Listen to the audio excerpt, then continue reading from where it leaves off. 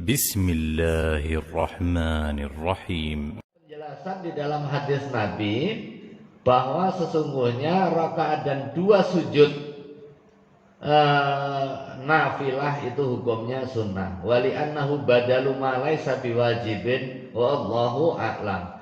Dan karena kedudukan sujud sahwi itu adalah sebagai badal, pengganti yang hukumnya tidak wajib. Faslun wa khamsatu awqatin la yusalla fiha illa sholatun laha sababun. Sekarang masuk kepada pasal baru. Ada 5 jenis waktu la yusalla fiha yang enggak disolati fiha di dalam 5 waktu ini illa sholatun laha sababun, kecuali sholat yang memiliki sebab khusus. Yang pertama ba'da sholatis subhi, setelah sholat subuh seperti sekarang ini, hatta tatlu asyamsu, sampai terbit matahari. Wa inda tulu'iha, yang kedua ketika terbit matahari, hatta tatakamala wa tartafi'a qadra rumhin, sampai sempurna terbitnya dan meninggi sampai sekira posisi kita memanah, posisi kurang lebih berapa, 15-20 derajat. Tulu usyamsi itu adalah terbitnya matahari. Kalau ini batas ufuk. Batas ufuk adalah batas sejauh mata memandang ada garis yang atas dasar visual kita. Itu kelihatan pada saat posisi lapang, bisa di padang terbuka, bisa di pantai, bisa di lautan. Sepertinya ada batas memanjang. Batas itu bukan batas visual, batas fisiknya, tetapi batas visual yang kita mampu menjangkaunya. Nah, begitu ada garis batas itu, ada matahari muncul terbit. Hitungan terbit adalah begitu salah satu bagian dari matahari menampakkan diri di atas ufuknya, itu sudah masuk terbit matahari, dan itu habis waktu sholat subuh. Nah, pada saat yang sama setelah kita selesai sholat subuh, nggak boleh sholat apapun kecuali sholat yang ada sebabnya. Ketika terbit, ini sudah nggak boleh sholat. Nah, mulai dari terbit sampai sempurna terbitnya dan ketinggian kurang lebih qadra rumhin. Intinya sudah sempurna, dia punya piringan, sudah keluar semua. Begitu sudah keluar, masuk waktu duha, sudah boleh digunakan sebagai waktu kita melaksanakan sholat. Wa idza stawat hatta tazula. Yang berikutnya, ini yang ketiga, apabila matahari tegak lurus hatta tazula, sampai dia bergeser. Yang keempat, wa ba'dal asri hatta taghrubas syamsu, setelah asar sampai tenggelamnya matahari. Kalau kita sholat asar yang sekarang jam 3, maghribnya jam 5 lewat 6, 50 atau lewat 49, maka rentang waktu itu terlarang untuk sholat kecuali ada sebab khusus. Artinya yang terlarang di dalam waktu-waktu terlarang untuk sholat ini adalah sholat sunat mutlak, sholat sunnah yang nggak ada sebab khusus. Wa indal ghurubi, dan ketika tenggelam matahari, hatta yatakamala ghurubuha, sampai sempurna tenggelamnya. Nah, posisi tenggelam kalau berada kebalikan tadi, ketika masuk separuh sedikit itu belum tenggelam utuh, tetapi dia masih di dalam posisi waktu. Ini waktunya waktu wujub untuk orang yang belum sholat asar, sampai tenggelam, dan waktu tenggelam sampai sempurna tenggelamnya. Nah, sempurna tenggelam itu sinar mataharinya atau mataharinya sudah nggak kelihatan, tetapi dhau syamsi, pancaran sinarnya bisa jadi masih keluar. Pancaran sinarnya masih keluar, itu nanti melahirkan pandangan kemerahan, itu mega merah. Indal ihmirar, sampai mega merah habis, masuk waktu isya. Al-awqat allati tukrahu sholatul lati la sababalaha fiha khamsatun. Salah satu tata'allaqu bizzaman. Nah, secara umum penjelasannya, waktu yang dimakruhkan untuk sholat yang nggak ada sebab itu ada 5. 3 waktu terkait dengan waktu, dan 2 yang lain terkait dengan aktivitas. Kalau yang terkait dengan waktu, yang pertama adalah pas terbitnya matahari sampai dia ketinggian yang menjadi waktu masuknya sholat duha, yaitu tartafi qadra rumhin. Hadza huwa sahih al-ma'ruf. Wa fi wajhin nuzulul karaha bitulu'i qarsi syamsi bitamamihi. Wa waktul istiwa, kemudian yang kedua waktu matahari tegak lurus, hatta tazula syamsu, sampai matahari agak bergeser masuk waktu zuhur. Wa indal isfirar, ketika menguning, hatta yatimma ghurubuha, sampai sempurna tenggelamnya.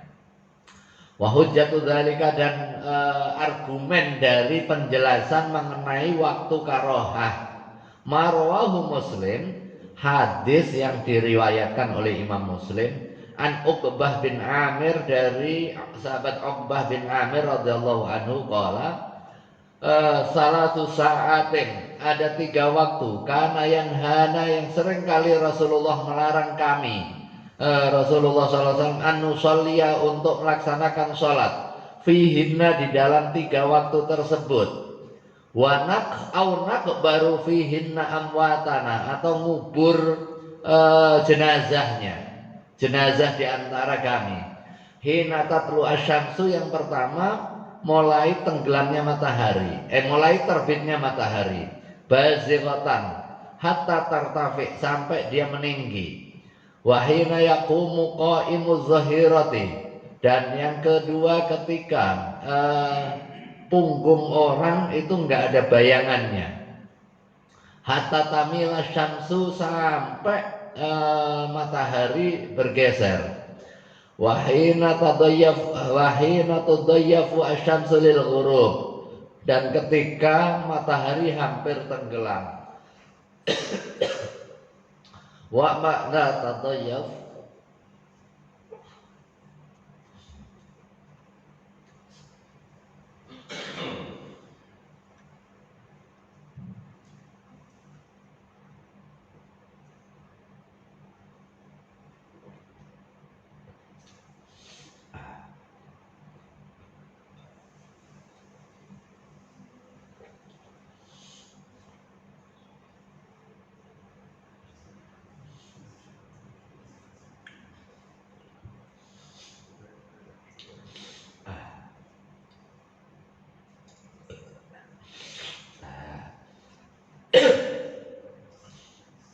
lanjut. Wa makna tadif, pengertian tadif, tamilu, dia miring atau bergeser. Wa minhu ad-dhaif, salah satu dari pecahan dari bahasa Arabnya tadhif atau tamil, yaitu makna ad-dhaif, artinya tamu. Li'annal mudhif yamiluhu ilaihi, karena tamu itu cenderung mengikuti ya, condong. Wa tadhifu bita maftuhah binuqtataini min fawq wa ya binuqtataini min taht ba'da ad-dad al-mu'jamah. Wal murad bid-dafni fi hadhil awqat ayataraqqaba asy-syakhsu hadhil awqat li ajli dafnil mauta. Yang berikutnya, wa amal waqtanil akharani, adapun dua waktu yang lain, fayata'allaqani bil fi'li, maka ini berhubungan dengan aktivitas seseorang. Yang pertama bi ayyusalliya subha, dengan dikaitkan dengan aktivitas orang salat subuh, awil asar atau salat asar. Nah, misalnya begitu ada orang tidur, setelah itu bangunnya jelang matahari terbit, wudhu, setelah itu matahari udah terbit, terus dia nunda sampai sempurna. Dia nggak perlu nunda, hanya karena khawatir sholat di waktu yang terlarang. Karena waktu yang terlarangnya adalah sholat setelah sholat subuh.